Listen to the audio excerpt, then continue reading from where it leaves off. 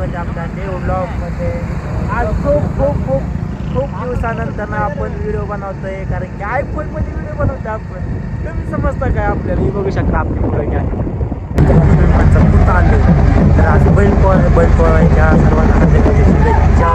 आज आपण बळमध्ये आलेलो, हे बघू शकता इकडं बाया वगैरे नाचायला आहेत। म्हणलं आता काय बाया वगैरे नाचायला म्हणलं काहीतरी पाहिजे का नाही।